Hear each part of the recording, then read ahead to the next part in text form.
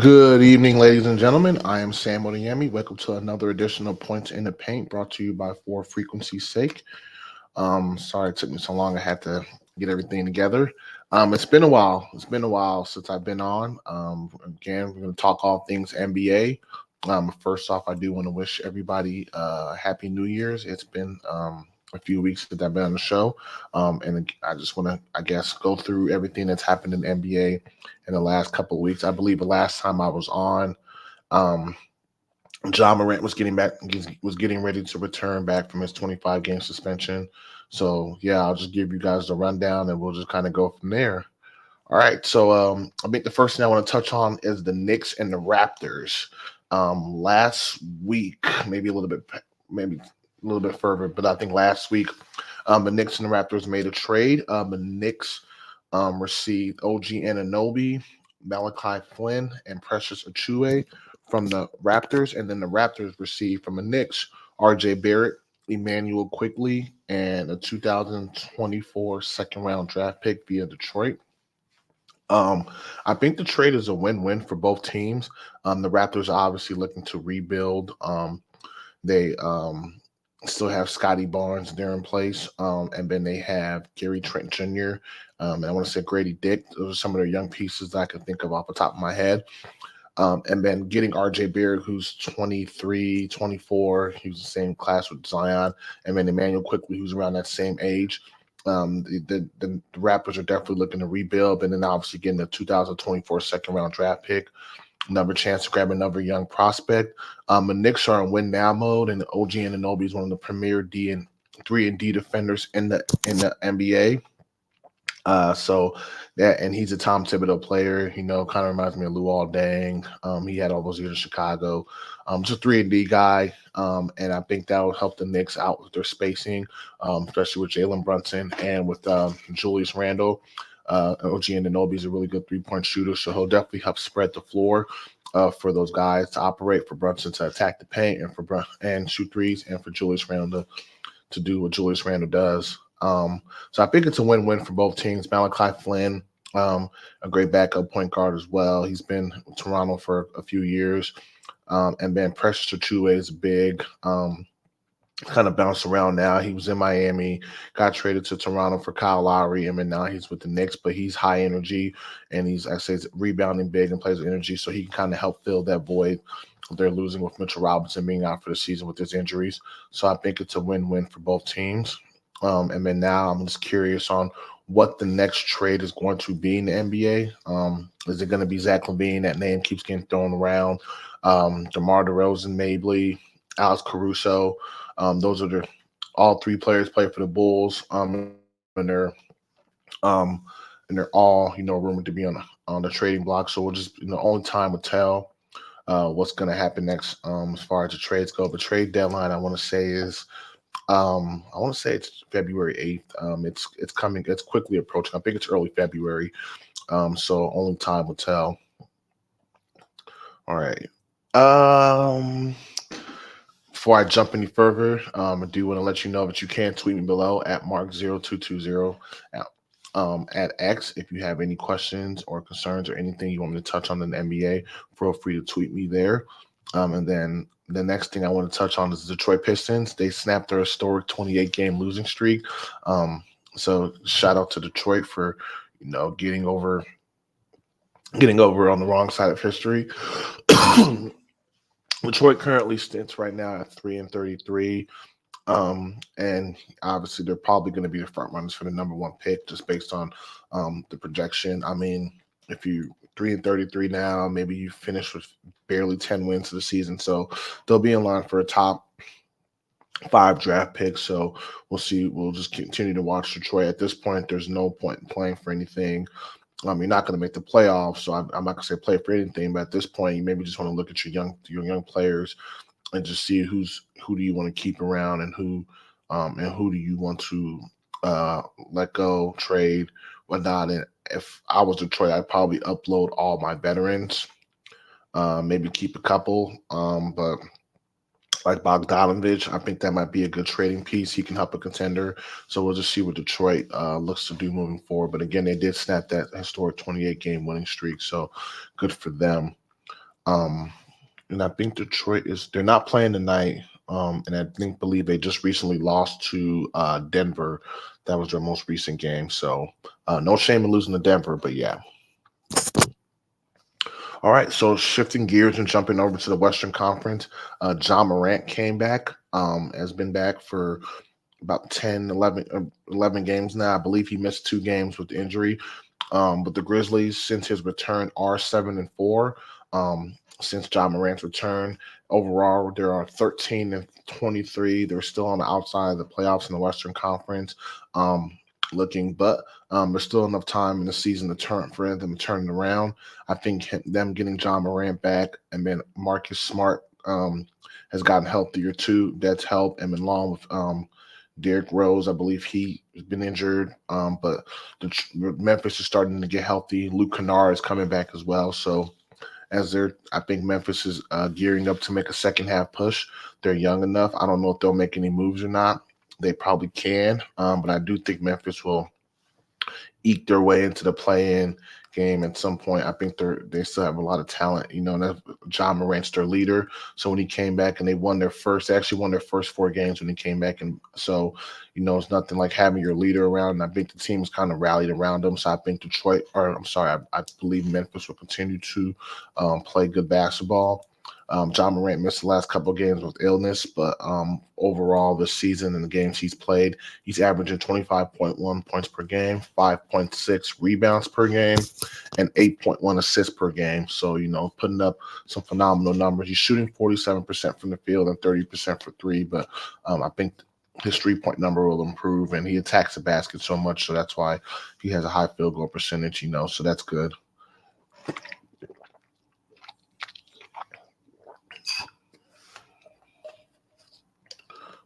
So yeah, now I want to take a look at the standings right now.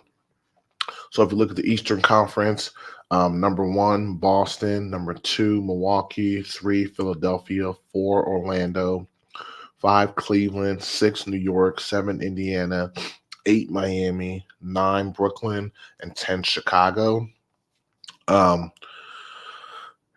Nothing there. I guess the Cleveland's kind of surged lately. Cleveland's winning 3 in a row. The Knicks, I think the Knicks will probably finish in the top 4. I don't know if Orlando, Cleveland, and New York 4, 5, and 6. I think those are interchangeable, but I think New York will finish in the top 4 or 5. Cleveland.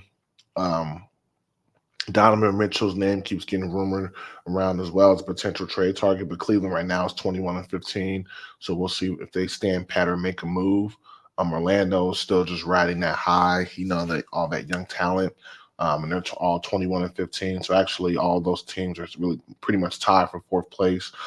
Indiana's right behind them, but the thing that scares me with Indiana is that they don't play any defense. So they can, outscore teams, but I know in the playoffs, they're going to have to D up or something. So I'm not sure if Indiana will stay at the 7th seed. We'll see.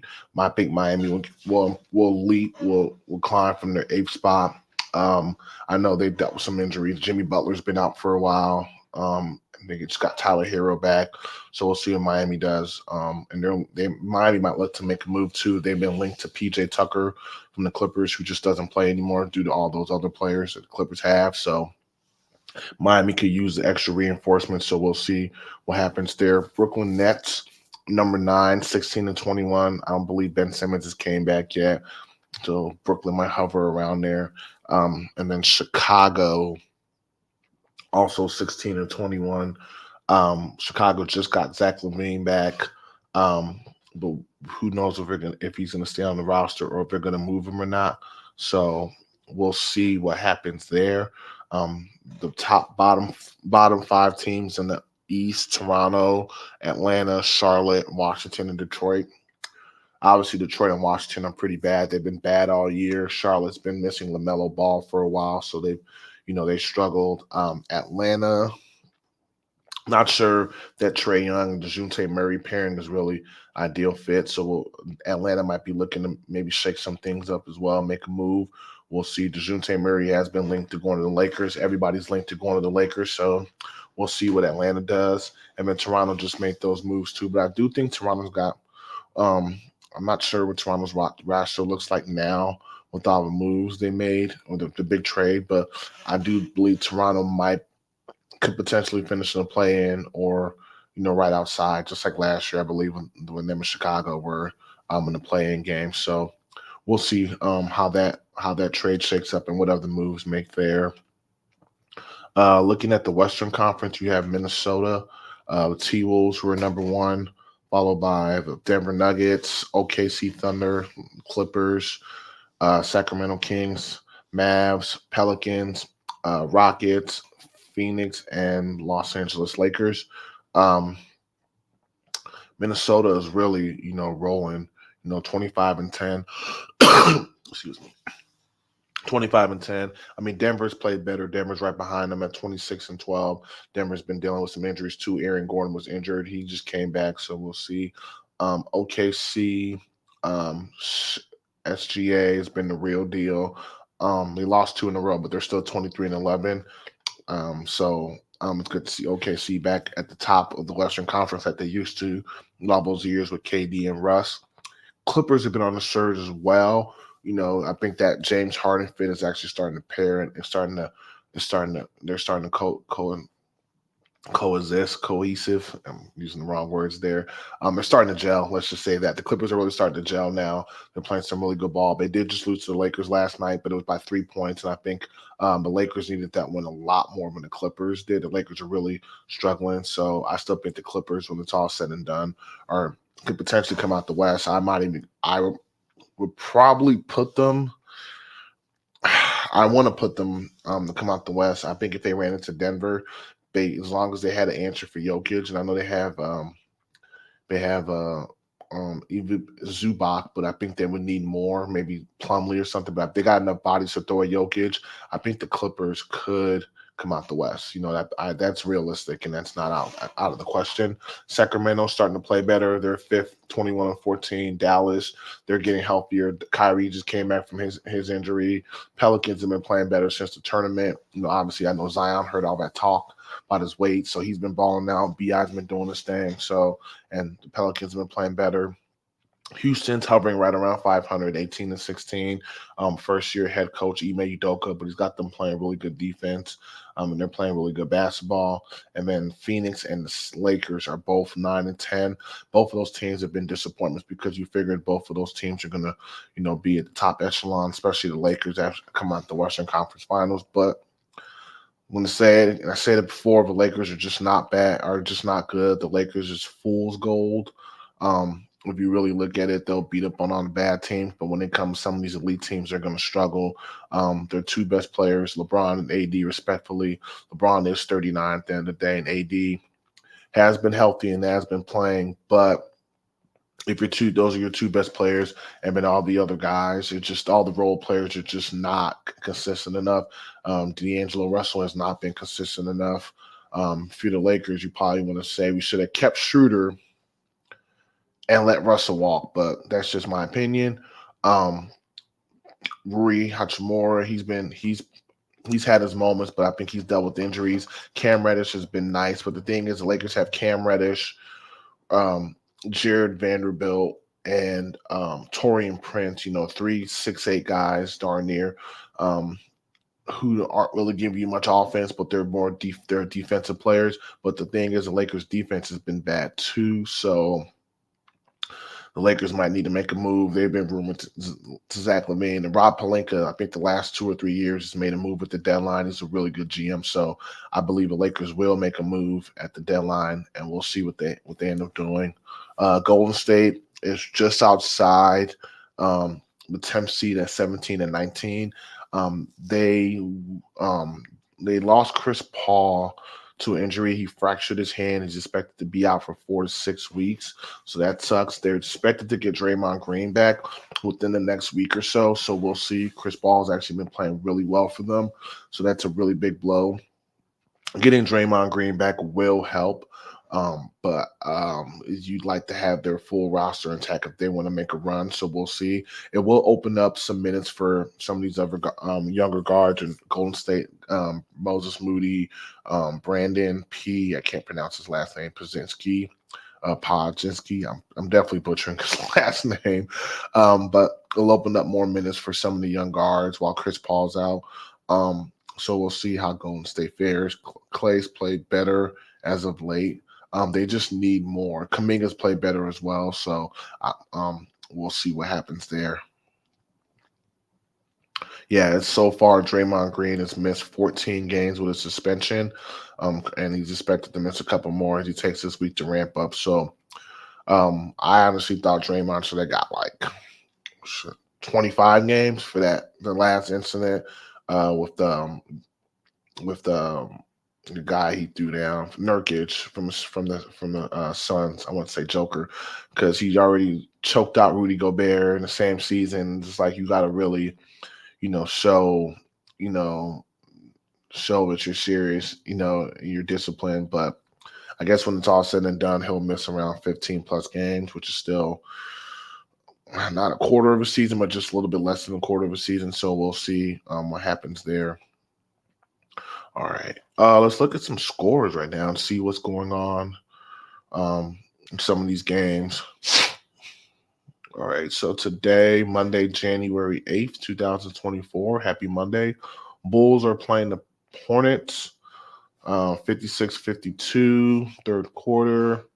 Bulls are up. Halftime, Celtics and Pacers 68-59. Celtics are up. See, the Pacers don't play any defense, 71st half points, but yeah. Thunder are playing the Wizards, third quarter. Thunder are up 73-63. Heat are beating the Rockets in the second quarter, 48-39.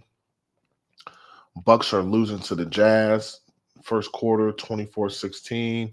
And then tonight, the Suns play the Clippers, and I actually might watch that. If I don't watch the national championship, I might watch that Suns-Clippers game because I want to see Paul George and Devin Booker going at it. I know they played a couple days ago or last week and whatnot.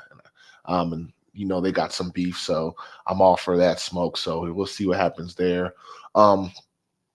The Milwaukee Bucks are one of the top three teams in the Eastern Conference, but their defense has not been the same either. Too, they're just not the same team with Drew Holiday. They got Dame Lillard, and he's great, phenomenal offensive talent, but it's just not the same. Back when they had Drew Holiday as your point of attack, and he's a pit bull, you could stifle teams defensively, and Drew's not a bad offensive player either. So we'll see if the Bucks can ever clean that up. I don't think they can.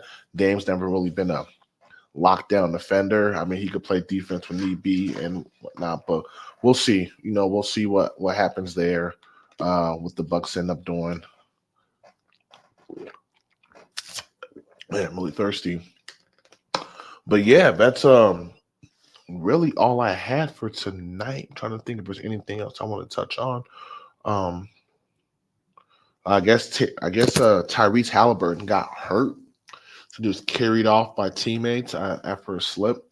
I'm not sure if he's playing or not, or if he's back in the game. So we'll see if that's something serious. Maybe they're just holding him out for precaution if you slip. Not sure. But anything else I want to touch on?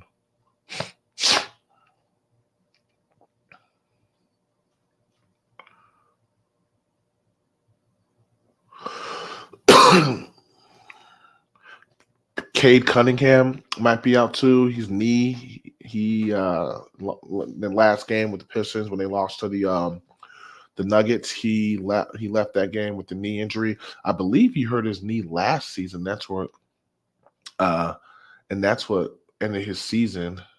Yeah, he missed the majority of last season with the left shin fracture. And man, it's crazy. Fracture your shin. That's supposed to be one of the strongest bones of your body. So just imagine how much force it takes to fracture your shin. Sheesh, man, couldn't do it.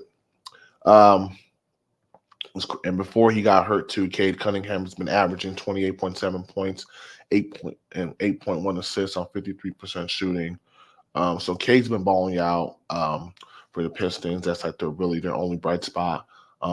And I guess James Wiseman's resurgence, because I still think James Wiseman has played a lot better. He's getting better. So yeah, we'll see what happens there. Um, I don't have anything else for tonight as far as NBA goes. I'll keep it really light tonight. It's so good to be back and talk shop with you guys. I love doing this. It's just to talk basketball with you guys. Again, feel free to tweet me at March0220 below if there's anything you want me to cover. Um, and yeah, welcome to another edition of Points in the Paint. I am Sam Odiemi. It is so good to, I guess not see you guys, but talk to you guys. Happy New Year's. If you're in the Midwest and you're getting snow like we are here, just please stay warm. Looking at it now, maybe I'll go outside and make some snow angels or something. No, I'm gonna stay. I'm gonna stay inside and stay warm. But please stay warm wherever you're at. To take care of yourself. And yeah, that's all I got for tonight. Until next time.